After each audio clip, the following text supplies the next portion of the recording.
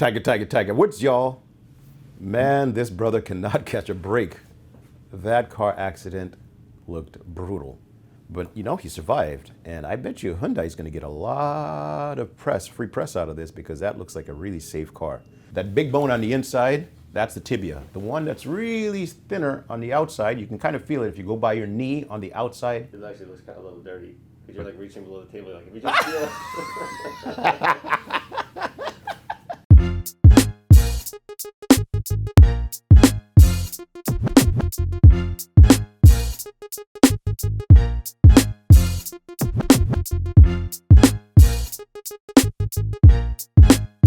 Tiger got into a nasty car accident, as everybody knows now, and he suffered fractures to his tibia, which is one of the leg bones. We know that for sure.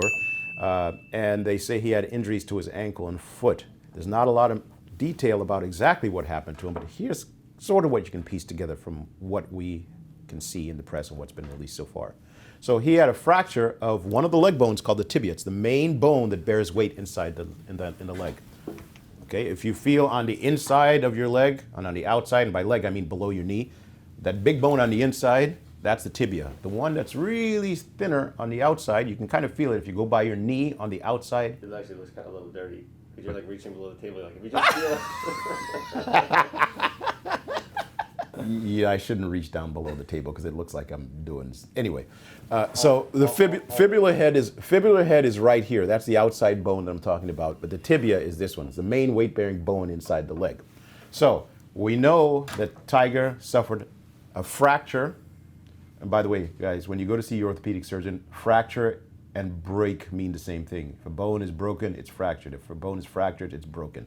I think it makes some confusion. People think that fractured means in a bunch of pieces. In orthopedics, we say comminuted. Okay, so Tiger suffered what we call a comminuted fracture to his tibia.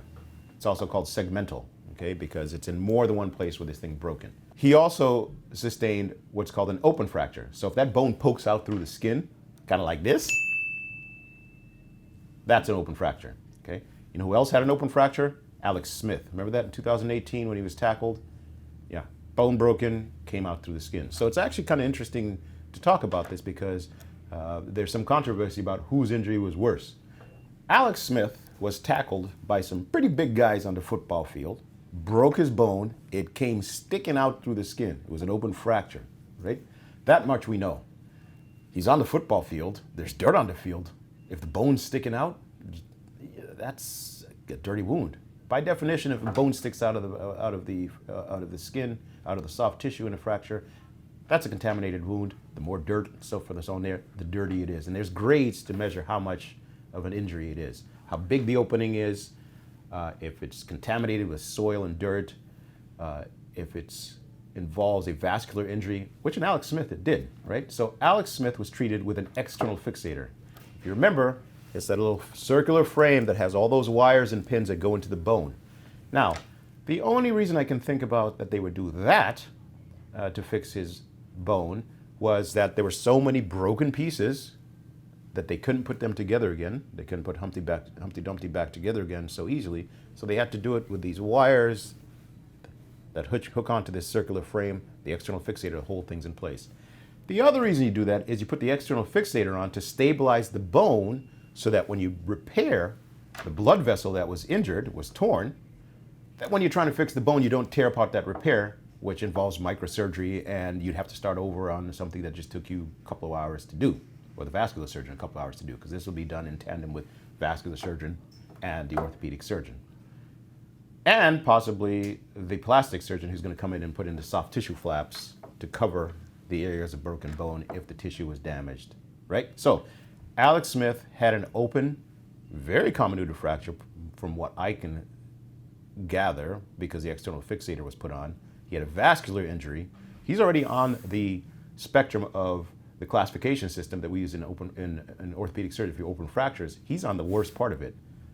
Open, comminuted, vascular injury, that's as bad as they get, okay? Now, Tiger was involved in a motor vehicle accident. Clearly, there's a lot more energy in a motor vehicle accident, but bones stuck out of the skin, just like Alex Smith. He didn't have a vascular injury because they haven't mentioned that. So he's already, when you're talking about the severity of the fracture itself, he's already on the lower scale compared to Alex Smith about the open fractures.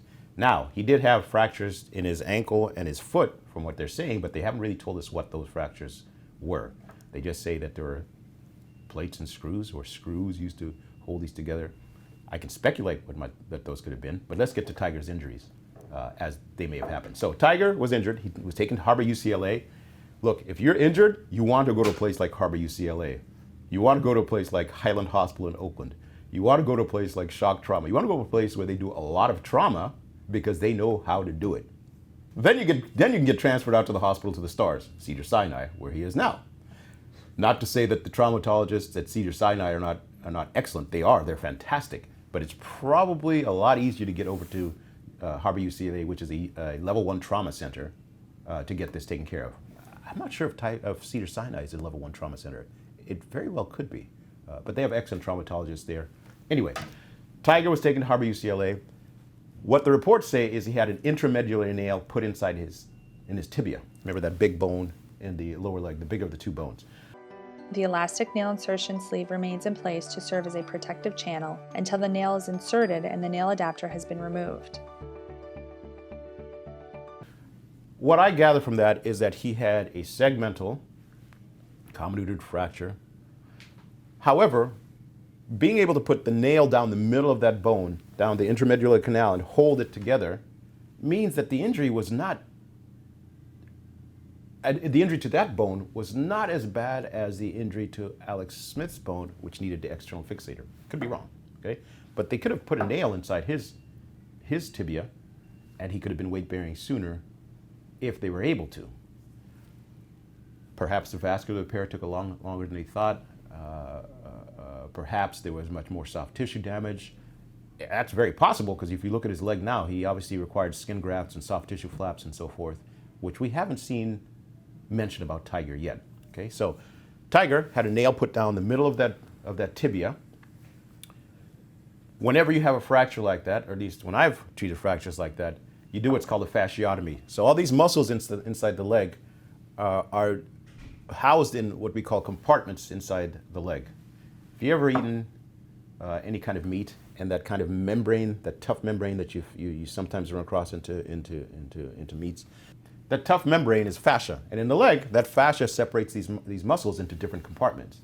When you have an injury, like a fracture, high energy, especially open fractures, those tissues can swell, and you have to release that fascia, that fascial compartment, to prevent the pressure inside there from building up too much and killing off those muscles. So Tiger had fasciotomies, right? Alex Smith did, of course, as well. He had fasciotomies. They put the nail down, and then they mentioned that they had to repair some broken bones in his ankle and foot. Not sure what they are, but I can speculate. There's something called aviator's astragalus. Okay, aviator's astragalus was something that happened very early in the days of airplane flight, when pilots would crash their planes and they had their feet on the rudder pedals. That force was transmitted from the bottom all the way through the top. They would break a bone inside the ankle. This is the ankle. They would break a bone inside the ankle called the talus. Okay, and that's not a good bone to break because the blood supply to it is tenuous, and oftentimes that bone can die after really high energy. Matter of fact, a lot of those pilots who had these aviators astragalus, they end up just having amputations because we just didn't have a way to deal with it back then. They didn't mention that in Tiger Woods. That aviators astragalus can also happen in people who get into motor vehicle accidents, because your foot's on the brake, just like the rudder pedals on an airplane. And if that force now is transmitted from the car, the front of the car, through the engine block, through the firewall, into the brakes, and into your leg, same mechanism. You'll break that talus, you'll end up with aviators astragalus. I've seen that once in a pilot, and I've seen it a few times at Highland Hospital in Oakland, where I was doing my residency training in patients who had been in car accidents. They didn't mention that about Tiger Woods, although it's possible it could have happened, but I think they would have been talking about his injury being much more severe, and they definitely would have mentioned he had a talus fracture, not just ankle fracture and feet. That's pretty significant.